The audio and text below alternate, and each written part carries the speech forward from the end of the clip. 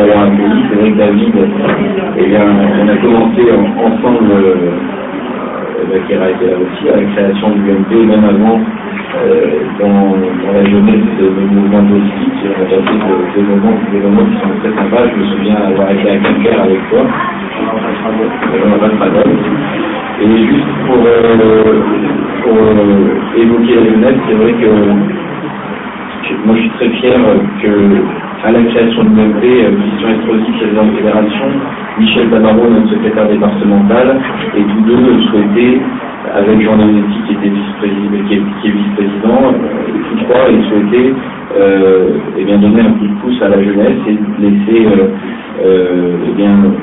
les jeunes s'exprimer librement, sans contrainte, sans dire qu'il faut avoir un message qui est normé, qui est formalisé, qui est formaté, mais qu'on trouve notre place et qu'on apporte aussi notre énergie et qu'on apporte notre vision des choses.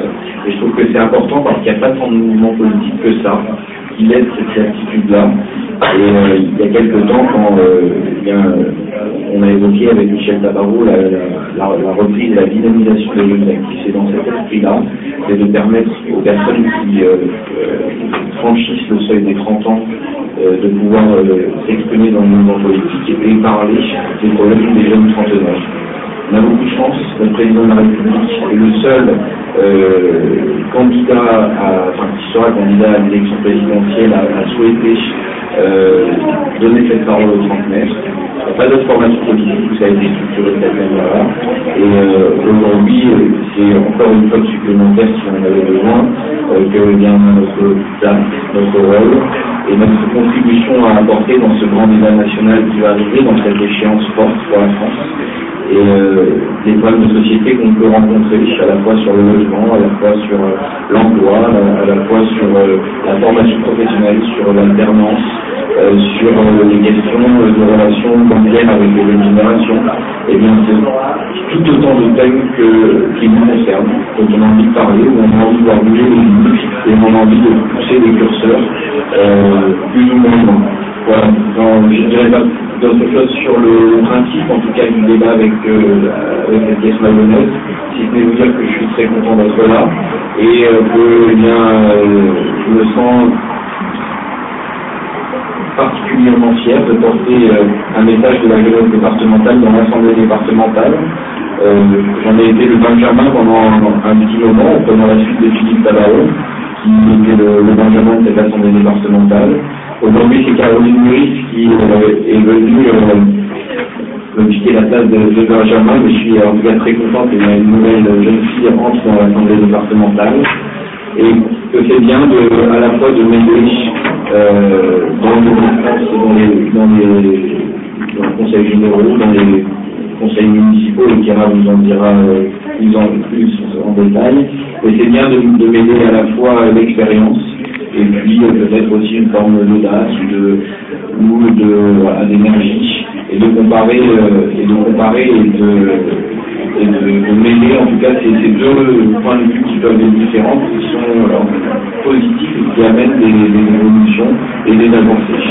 J'en dirai deux mots dans quelques instants sur la politique départementale et sur ce que l'on fait au niveau de la jeunesse départementale, sur le plan sur les mutuelles étudiants, sur le travail que nous faisons avec les collèges, sur les universités, avec le code working, avec les tablettes, bientôt dans tous les collèges du département. Et je pense que c'est quelque chose de positif. Donc voilà, je partirai sur une présentation très courte qui présentera à la fois le travail des jeunes actifs, leur rôle et leur ambition, et puis le travail départemental et du grand département des Alpes-Maritimes, qui est nettement en pointe sur la partie jeunesse et sur la partie écoute de cette jeunesse départementale. Voilà. On ne dit pas plus, je laisse la parole à Kera, je vous en prie. Ce témoignage, après, c'est important de vous donner la parole et de réagir à ce que vient de dire Kera.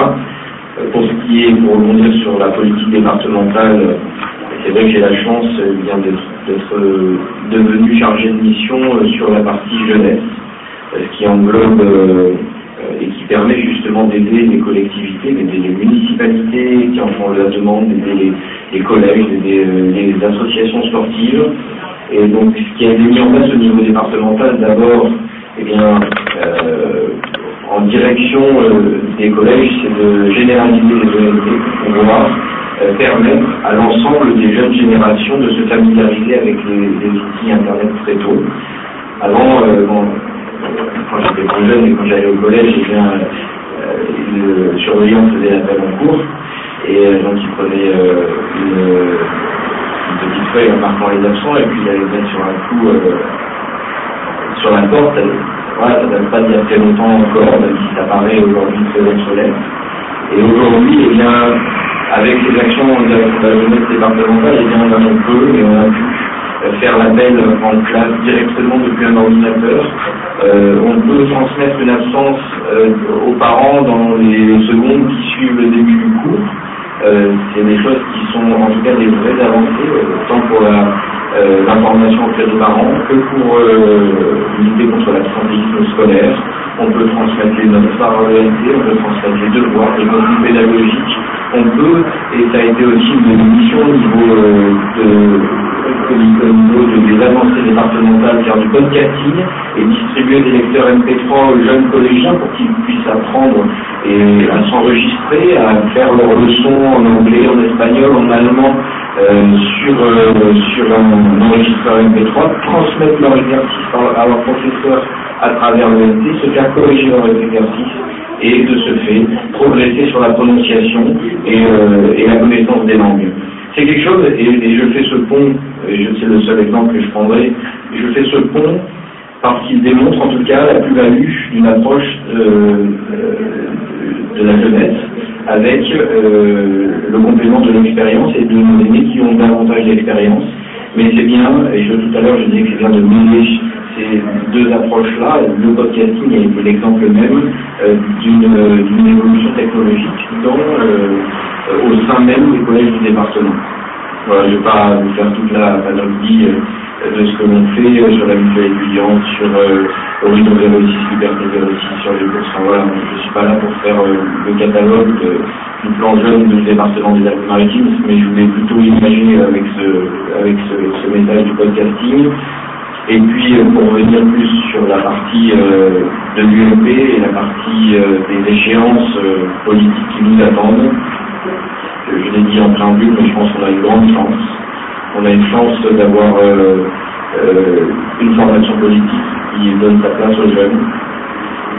Souvent, dans beaucoup d'instances, dans beaucoup de réunions, dans beaucoup de formations politiques, on peut considérer les jeunes comme comment dire, voilà, comme il faut sa contingence de jeunes, il faut sa contingence de porte-drapeau, il faut sa contingence de t-shirts, il faut pour une direction d'ambiance qui est des jeunes.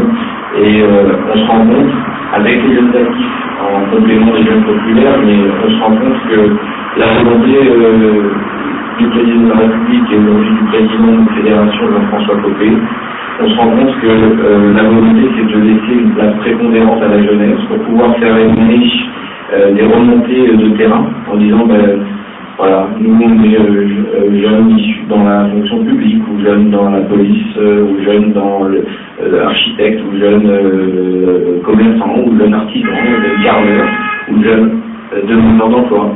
Et notre approche de tous les jours, avec nos valeurs de droite, eh bien, c'est de dire ça fonctionne pas bien, ou ça, on aimerait devoir progresser. Et les jeunes actifs permettent en tout cas de canaliser ça et de faire remonter ça au sein de notre parti politique. Et on a beaucoup de chance parce que voilà, c'est pas quelque chose qui est nouveau, c'est quelque chose qui a été mis en place de longue date, et c'est quelque chose où en tout cas on essaie de trouver notre place. Et dans le management que j'essaie de mettre en place des jeunes actifs depuis maintenant un peu plus d'1 an, la volonté c'est pas d'avoir une carte de visite en disant président départemental des jeunes actifs, mais plutôt que tout le monde trouve une place pour se sentir et être au sein des jeunes actifs, d'avoir des moments de rencontre et de débat où on parle véritablement de sujets de société, qu'on puisse échanger, en sortir en tout cas en se disant j'ai appris quelque chose, en tout cas j'ai partagé une expérience avec quelqu'un. Et puis aussi, et ça me semble être très important dans la dimension politique, c'est d'exprimer sur ce département des Alpes-Maritimes et comme universitaire en tout cas, des jeunes qui ont envie, qui sont intéressés par la chose publique, qui sont intéressés par par la politique et qui sont intéressés par tous ces sujets de société qui sont importants et d'aimer peut-être partout dans les 4 coins du département des jeunes qui, à l'exemple de Guéra, qui petit à petit s'engagent d'abord dans une association, après dans un conseil de quartier, après auprès d'une municipalité, puis dans un conseil communautaire, et que la satisfaction, ce serait de se dire que les uns les autres, on a trouvé notre chemin dans les différents listes ou les différents cantons, les différentes circonscriptions. Et je pense que l'engagement de la jeunesse aussi a pour aboutissement, en tout cas c'est comme ça que je le perçois et que je le ressens, l'engagement politique derrière, et je trouve que c'est bien et que c'est important et que les jeunes actifs sont un moyen pour aller vers ce chemin. Voilà. Je ne fais pas plus long, l'esprit c'est que vous ayez la parole et voilà, à notre disposition pour essayer de débattre ou de répondre à des questions si je le peux, ou de compléter certaines choses. Merci en tout cas de m'avoir écouté.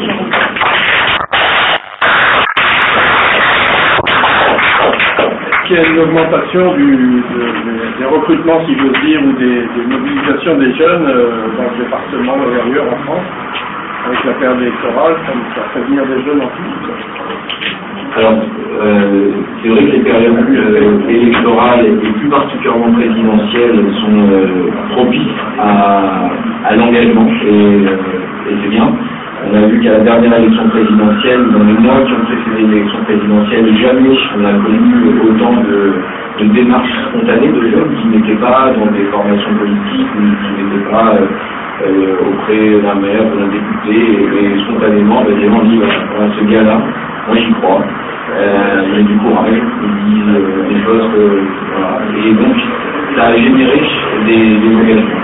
Puis après il y a ce qu'on appelle des fois franchement le campagne blues où après la campagne ça peut retomber un peu et voilà. Et puis généralement ces périodes d'élection présidentielle, pour répondre à la question, il y a un engouement supplémentaire et on voit j'ai des mails sur Gmail qui arrivent depuis quelques mois en disant tiens j'ai envie de m'intéresser au GIA, qu'est-ce que vous faites, comment vous voyez, j'aimerais bien avoir des invitations et donc on a comme ça des personnes qui souhaitent mobilisent pour l'élection. Voilà, des gens qui spontanément disent j'ai envie peut-être sur tous les médias, dans toute la France on critique le président de la République, moi ça a un effet inverse, ça me donne envie de soutenir parce qu'il est courageux.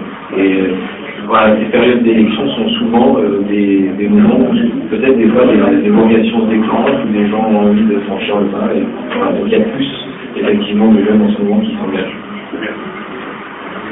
Et pour moi, vous apparemment, vous avez demandé à la un peu clôturer le débat à 20h. Alors, je suis en retard maintenant, que d'ailleurs tout le monde.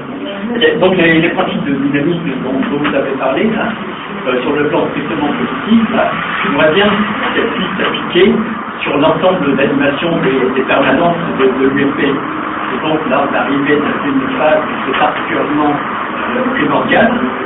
Et il y a le besoin donc, de régénérer un petit peu quand même pour pouvoir les associer un certain nombre de jeunes. Et tout à fait notamment, je pense particulièrement à la permanence sportive, qui est une très jolie coquille vide depuis plusieurs années, où les gens se sont habitués à passer à côté comme si c'était une baraque de chantier, sur lequel il ne se passerait je n'exagère pas, ça me dirait comme une description. Et donc moi j'aimerais bien voir, et j'ai fait plusieurs fois en étant sur une animation régulière, soutenue et visible de l'extérieur.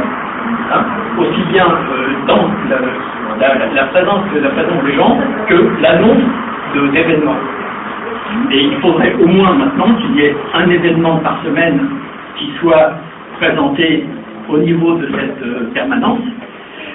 Et donc, parce que vous avez parlé de l'intérêt donc d'une animation culturelle, mais là qui se fait sur le cadre associatif complètement en dehors de l'UFP, quoi.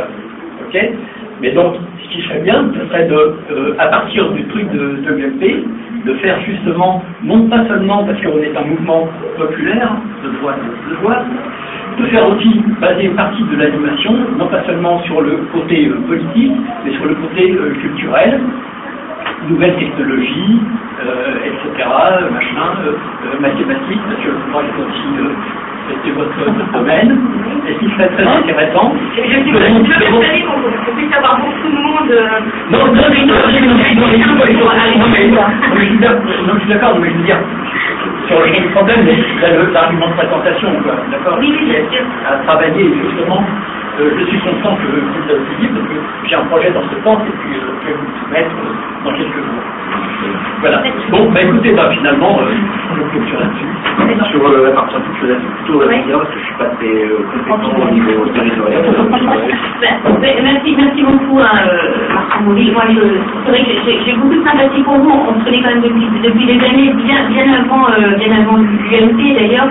C'est vrai que vous avez votre avis sur les organisations et c'est très bien de soumettre comme ça des idées, de nous faire des propositions. Moi, je alors c'est vrai que au niveau de la 7e circonscription, les circonscriptions sont toutes plus ou moins actives, plus ou moins de réunions. Moi, je trouve quand même que l'on propose, en tout cas au niveau des missions de l'ensemble, parce que moi je suis plus au niveau des jeunes actifs, et là pour le coup, on a des réunions assez régulièrement, mais pour les jeunes actifs. Elle n'anime pas la permanence. Elles animent la permanence pour les jeunes actifs, au niveau des jeunes actifs. À ce qui fait on fait des réunions avec les jeunes actifs de la 7e circonscription. Oui. C'est dans le enfin.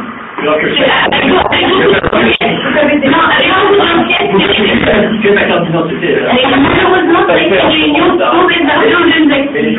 Pour le reste, j'en parlerai avec beaucoup de gentillesse avec Serge Amar, qui fait un travail considérable sur la 7e circo et un travail qui est très apprécié de l'ensemble des élus et aussi des militants.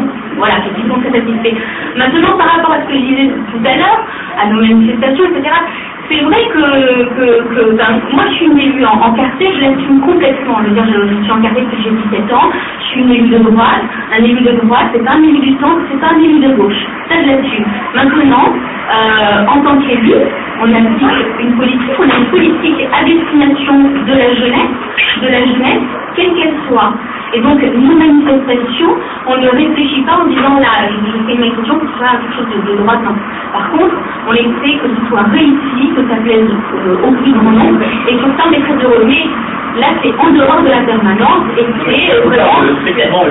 Voilà, mais là, c'était plus un témoignage qu'on nous avait demandé, un témoignage sur nos délégations. Maintenant, au niveau de l'UMP, je vous ai répondu pour ce qui est de la permanence, au niveau aussi de ce qui était proposé soit par les jeunes actifs, soit pour les moins jeunes, par Serge Amar. Je profite de aujourd'hui pour déclarer ouvert les seniors actifs, même dont je suis le premier membre, et à partir de lundi, je vais m'occuper du problème pour occuper quand même cette permanence de façon... Voilà, merci. Ah ben, en fait, c'est pas dans le combat, Alors, moi j'avais une question pour Jérôme, donc je te remercie d'être venu aujourd'hui. C'est vrai qu'on a dit que tu étais quelqu'un de très bon, mais moi je dirais même plus qu'excellent parce qu'aujourd'hui j'ai reçu, je pense que il y a pas mal de politiques qui pourraient s'inspirer de ce mode de communication, et c'est vrai que j'étais un peu difficile. Et pour revenir donc au propos, c'est vrai que il y a pas mal de jeunes ici, Jean-René, Pascal, Karine, Céline et même Marc, qu'on a vu au campus, des jeunes actifs. J'aimerais savoir un peu justement qu'est-ce qu'on va écrire sur les tables de l'encrier pour l'avenir des jeunes et des jeunes. Quel est l'avenir, qu'est-ce qu'on peut écrire bientôt, qu'est-ce qu'on pourra écrire bientôt avec nos petits enfants. alors, par rapport, parce que l'encrier, c'est plus un journal photonard. C'était la référence, un jeu de mots, mais bon, c'est juste pour savoir un peu quelles seront les nouvelles pages qui vont tourner avec des jeunes actifs, qui contacter, que faire, etc. Alors, les jeunes actifs, donc, prennent un petit peu, enfin, on met un peu de temps à s'organiser, mais les choses sont maintenant structurées. On a une rencontre pour fixer les lignes de force de la campagne présidentielle, une rencontre le 26 et 27 novembre prochain à Paris, avec l'ensemble des représentants des différentes fédérations de France. Le travail a été un petit peu long parce qu'il a fallu créer un maillage territorial partout en France. Et pour ce faire, des responsables de zone ont été désignés pour structurer un petit peu les choses et pour avoir des référents. J'ai la chance, enfin je ne sais pas si c'est une chance, mais j'ai la chance d'avoir été désigné pour coordonner la PACA. Donc je dis je sais pas si c'est une chance parce que c'est aussi une charge de travail et que voilà, en tout cas ça vient se rajouter à d'autres choses. Et pour ce qui est du quart sud-est de la France, donc on a demandé de m'occuper de la partie PACA. Et il ne manque qu'un département qui n'a pas de référente auprès des SD. Donc on a bien structuré le Var, on a bien structuré la Corse du Nord, la Corse du Sud, on a bien structuré le Vaucluse, les Hautes-Alpes, il manque les Hautes-Alpes, on a bien structuré toute la vallée du Rhône et Lyon. Donc il manque une fédération où on doit rapprocher du SD, du président de fédération pour pouvoir finaliser ce maillage territorial. Une fois que ce maillage territorial est finalisé, ça va permettre de faire redescendre circo par circo, département par département des lignes de force et des messages que notre formation politique à Paris souhaitera faire passer pendant les prochaines semaines. En disant voilà, voici ce message sur lequel on a travaillé plus fortement dans tel coin de la France ou dans tel coin de la France en fonction aussi de la sociologie, en fonction, parce qu'on a beaucoup de chance aussi, parce que dans toute la France, il y a des départements qui sont moins favorables que ça à notre formation politique. Nous, on a un département qui est très bleu. Voilà, si vous allez en Charente-Maritime, ou si vous allez dans la Creuse, ou si vous allez en Vendée, et je l'ai fait avec certains responsables des départementaux des jeunes actifs il y a quelques semaines en arrière. Je retourne le 27, 28, 29, 30 et 1er, je serai à Montpellier, Toulouse, à Bordeaux, sur l'île de Ré, à La Rochelle, pour faire un déplacement et rencontrer tous les profils de déplacement que rencontraient les responsables des jeunes actifs. Eh bien, ils galèrent un peu plus que nous, parce qu'ils sont dans des départements qui sont plus complexes. Donc, je pense que maintenant que la structure nationale est faite, les forces vont être fixées. Nous, on n'a pas attendu ça au niveau du département, puisqu'on a mis en place, et tu connais bien, pour y avoir participé, pour avoir aussi organisé sur Nice, eh bien, nous avons mis en place des apéritivos qui nous ont permis, entre des périodes de campagne, eh bien, que notre mouvement politique reste en action, reste en effervescence, qu'on continue à débattre de thématiques et qu'il n'y ait pas un trou d'air entre une élection législative et puis voilà. Et les prochaines villes de force viendront directement à la ville de Paris et nous donnerons des orientations pour la campagne. Il n'empêche pas que c'est pas parce qu'on rentre dans une campagne présidentielle qu'on va changer notre quotidien des jeunes actifs dans le département, et on va continuer